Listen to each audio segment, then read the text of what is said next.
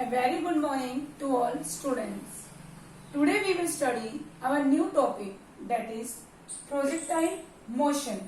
Students, ये topic आपका बहुत ही इम्पोर्टेंट है आपके एग्जाम पॉइंट ऑफ व्यू से भी और आपके कंपटीशन एग्जाम के हिसाब से भी.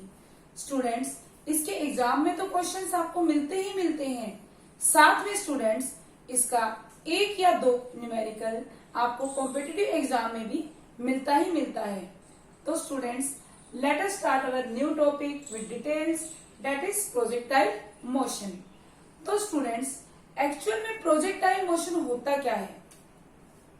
अगर मैं सिंपली बात करूं, प्रोजेक्टाइल मोशन आपका क्या होता है? Motion under gravity.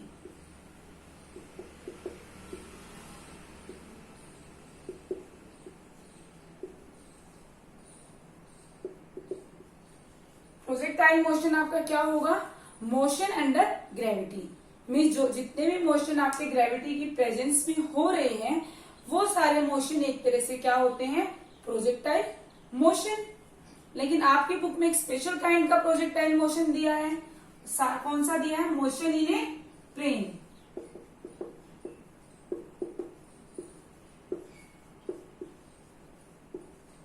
Plane means क्या है स्टूडेंट्स? यहाँ पे टू डायमेंशनल. स्टूडेंट्स, पिछले लेक्चर में हमने जितनी भी बातें की सारी किसकी की थी? वन डायमेंशन की, या motion in a straight line. जो भी आपका मोशन था पार्टिकल का वो कहाँ हो रहा था? एक स्ट्रेट लाइन में हो रहा था. जबकि हम यहाँ पे देखेंगे आपका जो मोशन है वो किस में हो रहा है? टू डायमेंशनल में. जैसे कि आप बॉल कैच करते हो, कैच कैच खेलते हो, क्या करते हो? इस तरह से बॉल को थ्रो करते हो. कुछ इस तरह से बॉल को थ्रो करते हो. तो आप देखते हो कि मोशन आपका क्या है? एक्स डायरेक्शन में भी हो रहा है यहाँ पे बोथ, और वाई में भी हो रहा है. तो ये क्या हो गया? टू डायमेंशनल मोशन या मोशन इन ए प्लेन. तो प्रोजेक्टाइल मोशन हम मेनली क्या स्टडी करेंगे यहाँ पे? इन टू डायमेंशनल. स्टूडेंट्स, तो इसमें जो आपका मोशन है क्या हो रहा है?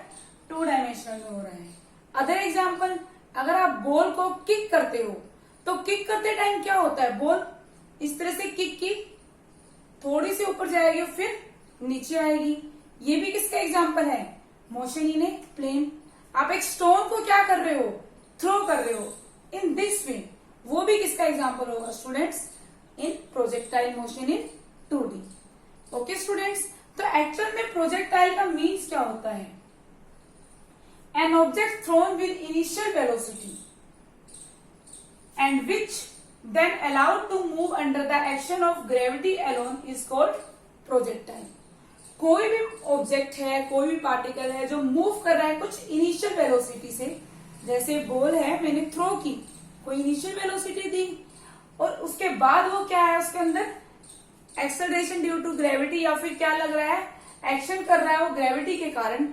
एक्सप्लेन करूंगी अभी डिटेल में. तो उसको हम क्या बोलते हैं? उस मोशन को प्रोजेक्टाइल मोशन. तो स्टूडेंट्स, अब हम स्टार्ट करते हैं डिटेल में इसे.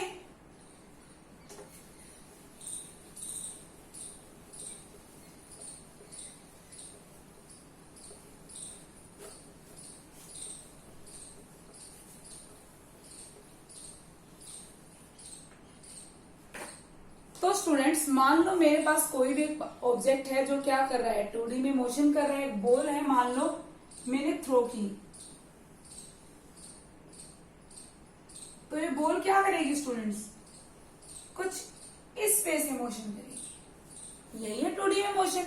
तो स्टूडेंट्स, आप देख रहे हो जो ये बॉल मोशन कर रही है, क्या कर रही है? ये 2D में है. अब बॉल मैंने थ्रो की, तो स्टूडेंट्स इसका जो मोशन हो रहा है तो इसका जो मोशन हो रहा है यहाँ पर, तो स्टूडेंट्स इस बॉल का जो मोशन है वो टू डायरेक्शन में है. एक्स डायरेक्शन में भी इस बॉल का मोशन हो रहा है और वाई डायरेक्शन में भी इस बॉल का मोशन हो रहा है. तो स्टूडेंट्स, हम क्या करते हैं? हम इस मोशन को दो डायरेक्शंस में डिवाइड कर देते हैं. मान लिया हमारे पास जो बॉल थी या ऑब्जेक्ट थी उसकी इनिशियल वेलोसिटी कितनी है? यू है. इनिशियल वेलोसिटी मीन स्टार्टिंग जिससे मैंने थ्रो की, इनिशियल वेलोसिटी यू है. तो हम अगर इसको दो कंपोनेंट में डिवाइड करना चाहते हैं स्टूडेंट्स, ये हमने मान लिया एंगल थीटा, और जिसको हम नाम देते हैं थीटा को एंगल ऑफ प्रोजेक्शन।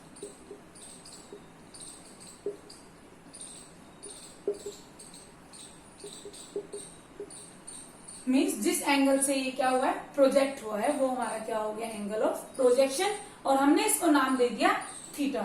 तो स्टूडेंट्स ये हमारी इनिशियल वेलोसिटी है, तो इसको दो डायरेक्शन में डिवाइड कर लेते हैं।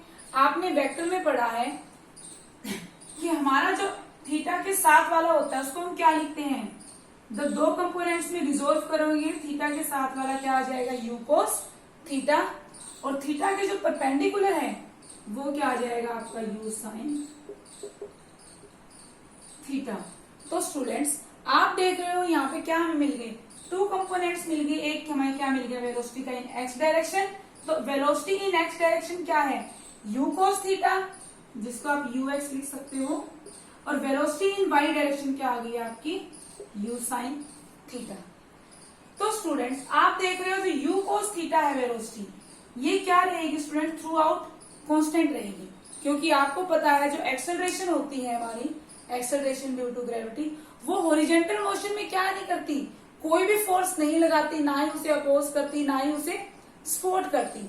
हॉरिजॉन्टल मोशन में इस तरह क्या करती है, एक्सेलरेशन ड्यू टू ग्रेविटी कोई भी अपना रोल प्ले नहीं करती। तो इसलिए इसकी क्या है, जो भी आपकी वेलोसिटी है you cos theta through out क्या रहेगी, सेम रहेगी पूरे हॉरिजॉन्टल मोशन में। लेकिन अगर मैं बात करूं आपकी वर्टिकल यू वाई की, वर्टिकल वेलोसिटी की, तो स्टूडेंट्स वर्टिकल वेलोसिटी में आप देखोगे यहाँ पे स्टूडेंट अगर वेलोसिटी कांस्टेंट है तो एक्सेलरेशन क्या हो जाएगा, इस केस में जीरो हो जाएगा हॉरिजॉन्टल। लेकिन वर्टिकल के केस में स्टूडेंट्स बॉल कैसे जा रही है, कुछ इस वे से मूव कर रही है। तो यहाँ पे क्या होगा, कोई भी चीज आप ऊपर थ्रो करते हो उसके ऊपर क्या लगती है, एक्सेलरेशन ड्यू टू ग्रेविटी अपना डाउनवर्ड फोर्स लगाती है। तो यहाँ पे भी क्या होगा, ये बॉल जब यू साइन थीटा से ऊपर जाएगी तो एक्सेलरेशन ड्यू टू ग्रेविटी इस पे कहाँ फोर्स लगाएगी स्टूडेंट्स, इस तरह से नीचे की तरफ फोर्स लगाएगी। तो स्टूडेंट्स स्टार्टिंग में मान इसकी क्या थी, कोई वेलोसिटी थी, धीरे धीरे इसकी वेलोसिटी क्योंकि acceleration due to gravity force लगा रही है इसके ऊपर, कुछ डिक्रीज होती जाएगी। तो एट मैक्सिमम हाइट इस पॉइंट पे जाकर यहाँ पे इसकी वेलोसिटी क्या हो जाएगी, एक बार जीरो हो जाएगी। मैक्सिमम हाइट पे इसकी वेलोसिटी क्या हो जाएगी स्टूडेंट्स, एक बार जीरो हो जाएगी, और वापस जब दोबारा ये नीचे आना स्टार्ट करेगी तो इसकी वेलोसिटी क्या हो जाएगी, दोबारा इंक्रीज होना स्टार्ट करेगी। जैसे अगर मैं एग्जांपल दूं, मान लो हमारे पास वेलोसिटी का कोई कंपोनेंट था और वो रिजोल्व हुआ, इस साइड जो वेलोसिटी थी 4 मीटर पर सेकेंड स्क्वायर, मैंने जस्ट सपोज किया है, चलो यहाँ पे 3 मान लो और यहाँ पे मैंने क्या मान ली 4 वर्टिकल। तो क्या होगा, ये तो हर जगह सेम रहेगी, कोई चेंज नहीं होगा इसमें, हर जगह कितनी रहेगी, 3 ही रहेगी हॉरिजॉन्टल वेलोसिटी। लेकिन जो मान लिया इसको सोल्व करके 3 आ गया, लेकिन हमारी जो वर्टिकल वेलोसिटी है वो हो सकता है यहाँ से क्या हुई, डिक्रीज हुई, 4 से 3 हो गई, 2 हो गई, यहाँ पे हो सकता है 0 हो गई, फिर से हो सकता है इसने बढ़ना स्टार्ट किया, यहाँ 2 हो गई, 3 हो गई, 3.5 हो गई, यहाँ वापस कितनी होगी 4, कुछ भी इस तरह से। तो आप क्या देख रहे हो, जो हमारी हॉरिजॉन्टल वेलोसिटी है वो क्या रह रही है, कांस्टेंट रह रही है, जबकि हमारी जो वर्टिकल है वो क्या हो रही है, वेरी कर रही है। तो स्टूडेंट्स अगर मैं मोशन की बात करूं, motion in X direction and motion in Y direction. Firstly X direction में आपकी वेलोसिटी कितनी हुई students, u cos theta, and Y direction में कितनी हुई, यू साइन थीटा। अब वेलोसिटी यहाँ पे कांस्टेंट है तो एक्सेलरेशन क्या हो जाएगी एक्स डायरेक्शन में, zero. Rate of change of velocity क्या होता है, एक्सेलरेशन। जब वेलोसिटी कांस्टेंट, एक्सेलरेशन क्या होगी एक्स डायरेक्शन में, जीरो। जबकि वाई डायरेक्शन में आपकी एक्सेलरेशन क्या हो जाएगी स्टूडेंट्स, डाउनवर्ड क्या लिखते पीछे पड़ा था, माइनस जी। तो स्टूडेंट्स हमें यहां से क्या पता चला, इन एक्स डायरेक्शन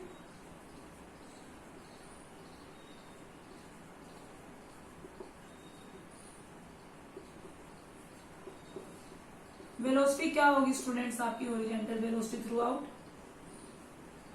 कांस्टेंट। जबकि अगर मैं बात करूं वाई डायरेक्शन की,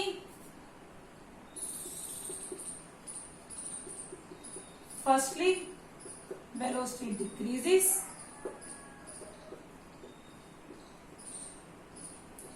at maximum height it becomes 0,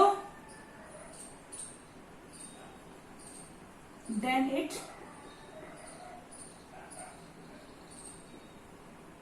increases।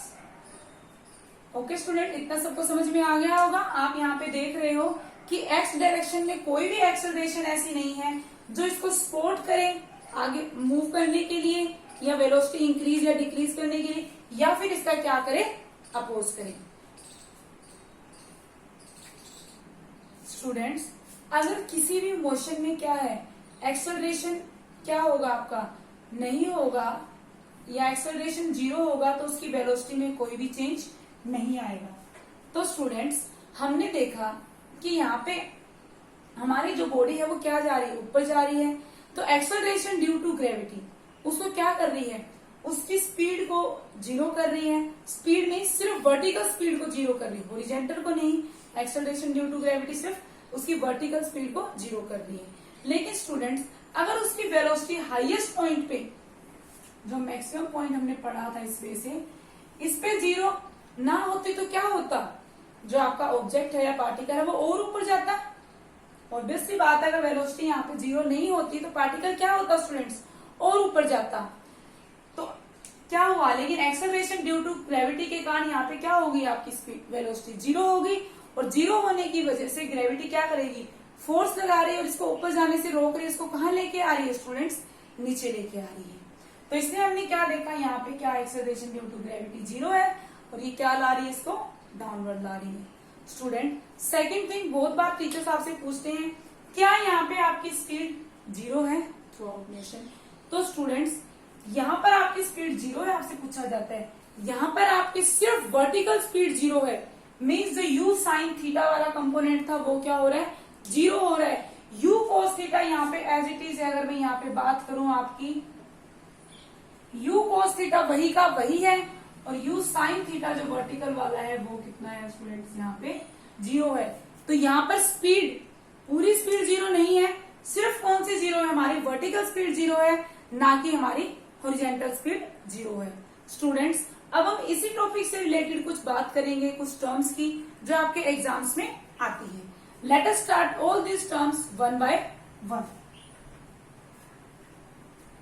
तो स्टूडेंट्स, हमारी फर्स्ट टर्म है time of flight. Time of flight students क्या होता है, total time taken by projectile from the point of projection till it hits the horizontal plane. मतलब कि आपके जो प्रोजेक्टाइल है उसने टोटल कितना टाइम लिया यहां से पॉइंट ऑफ प्रोजेक्शन से, जब उसने क्या किया, हॉरिजॉन्टल प्लेन को हिट किया। मीन्स कि अगर मैं कोई बॉल है मेरे पास, उसको थ्रो कर रही हूं इस वे से, तो इसने जब मैंने थ्रो किया यहां से लेकर जब उसने ग्राउंड को हिट किया, उसने टोटल कितना टाइम लिया, उसी को हम क्या कहते हैं, टाइम ऑफ फ्लाइट।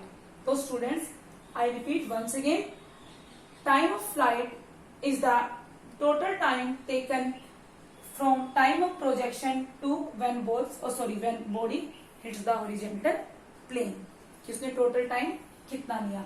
तो स्टूडेंट्स, हमें ये इसका लास्ट कंक्लूजन फाइंड आउट करना है। ये आपको सबको पता है, दोबारा रिपीट करने की जरूरत नहीं है। तो students, consider motion in Y direction. Derivation के लिए consider motion in Y direction. एक टाइम में आप एक ही डायरेक्शन में मोशन कंसीडर करेंगे, या एक्स डायरेक्शन में या फिर वाई डायरेक्शन में। तो स्टूडेंट्स, यहाँ पे मुझे टाइम ऑफ फ्लाइट की बात कर रही है, ऊपर भी देखना है हमें, इसलिए मैंने क्या किया है, वाई डायरेक्शन लेके चला है। अब वाई डायरेक्शन की बात करूं, एक्स को मुझे कंसीडर करना है, सबसे पहले इनिशियल वेलोसिटी देखेंगे।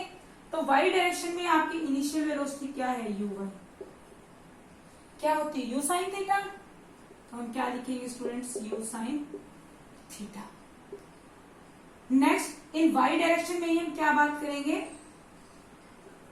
एक्सेलरेशन। तो एक्सेलरेशन यहाँ पे क्या थी स्टूडेंट, डाउनवर्ड लग रही थी, एक्सेलरेशन ड्यू टू ग्रेविटी। तो जब डाउनवर्ड लग रही है तो हम क्या लिख देते हैं, माइनस जी। लास्ट हमारे पास हम यहां तक ले रहे हैं, हमने कंसिडर किया मोशन अप टू ए से बी, यहाँ इस पॉइंट से। तो फाइनल वेलोसिटी स्टूडेंट्स यहाँ पे कितनी है, 0 बताया था मैक्सिमम हाइट पे। तो स्टूडेंट्स हम यहाँ पे क्या करेंगे, सिंपल न्यूटन के लॉ का यूज करेंगे। तो सिंपल न्यूटन का लॉ सबसे पहले क्या कहता है, v is equal to Y में ले रहे तो इस वजह से लिख दो u प्लस AT, यही कहता है। t क्या ले लिया स्टूडेंट्स हमने, यहां से यहां तक जाने में जो इसको टाइम लगा a से b तक जाने में, उसको हमने क्या मान लिया, t मान लिया। किसको माना है, a से b तक जो जाने में टाइम लगा। जो टाइम ऑफ फ्लाइट है वो हम रिप्रेजेंट कर रहे हैं कैपिटल T से, वो पूरा होगा। अभी हम सिर्फ इसकी बात कर रहे हैं a से b।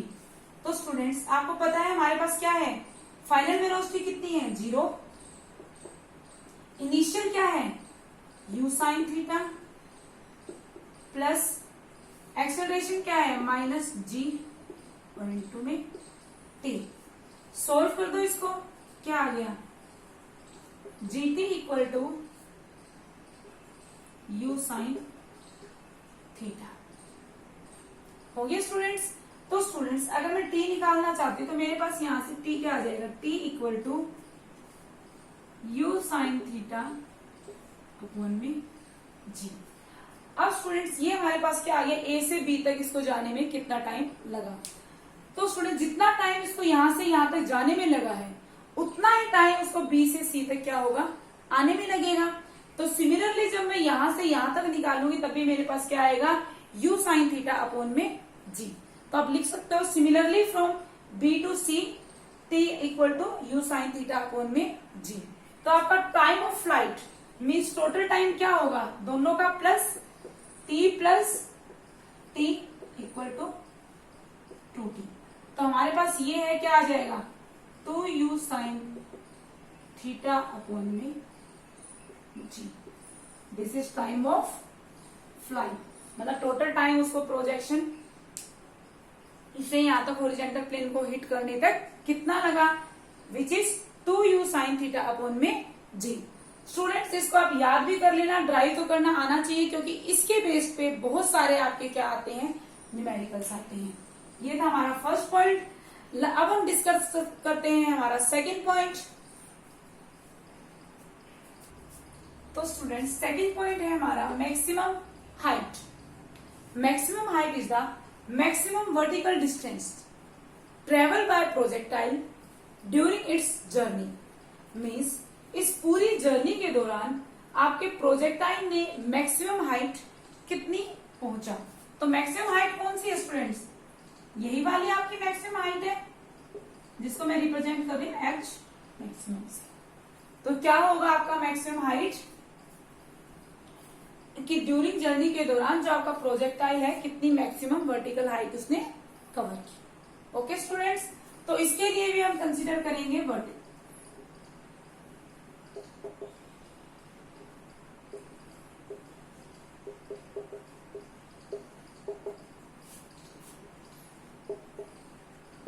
Consider motion in y direction from a to b। तो वही हमारे पास सबसे पहले हम क्या बात करेंगे, इनिशियल वेलोसिटी इन y डायरेक्शन क्या होगी, u sine theta,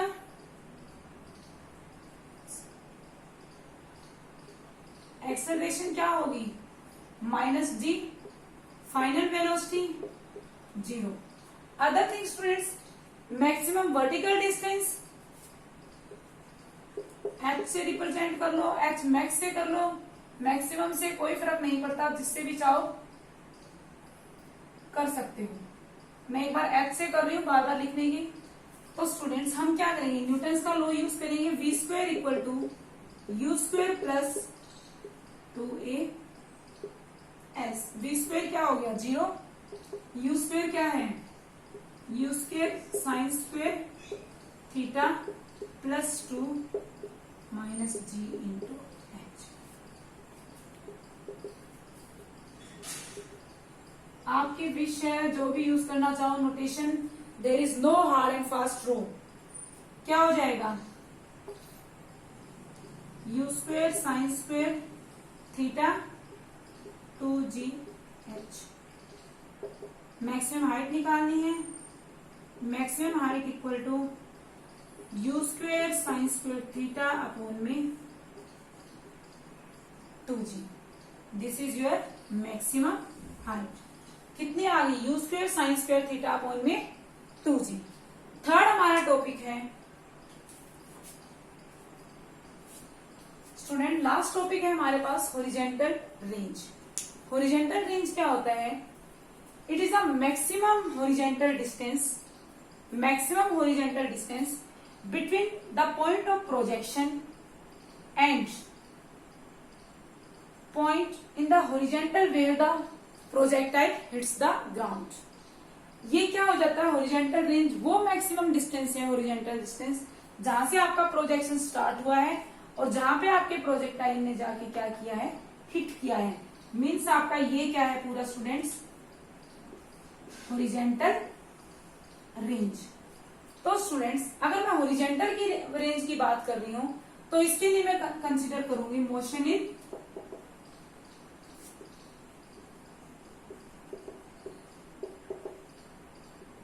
x direction. और अगर मैं रेंज की बात करी कंप्लीट यहां से यहां तक, मैंने कहां से कहां तक ले लिया, कंप्लीट पाथ की बात करूंगी A टू C। तो सिमिलरली फर्स्टली यहाँ पे क्या है हमारी initial velocity u cos theta, acceleration क्या है हमारी हॉरिजॉन्टल में स्टूडेंट्स 0, फाइनल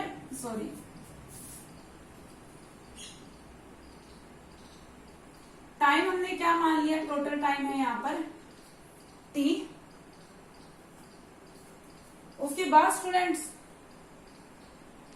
हॉरिजॉन्टल डिस्टेंस हमने क्या मान ली, रेंज। अब हम न्यूटन का ही फॉर्मूला लगाएंगे, S is equal to ut plus half equation AT square x, चलो ये x लिख दो यहाँ पे इन x डायरेक्शन। तो ये हमने कितना लिया है r रेंज की, horizontal u cos theta, t हमने कैपिटल T लिया है प्लस हाफ, ये 0 हो गया t का स्क्वायर। तो ये पूरी टर्म क्या होगी स्टूडेंट्स 0। तो हमारे पास क्या आ गया, r is equal to u cos theta into में t। और टाइम ऑफ फ्लाइट आपने निकाला था, आपके पास टाइम ऑफ फ्लाइट कितना आया था, टाइम ऑफ फ्लाइट आपका आया था स्टूडेंट्स, क्या है time of flight 2u sign theta upon में g, यही आया था टाइम ऑफ फ्लाइट। तो हम इसको सोल्व करके क्या लिख सकते हो स्टूडेंट, 2u साइन थीटा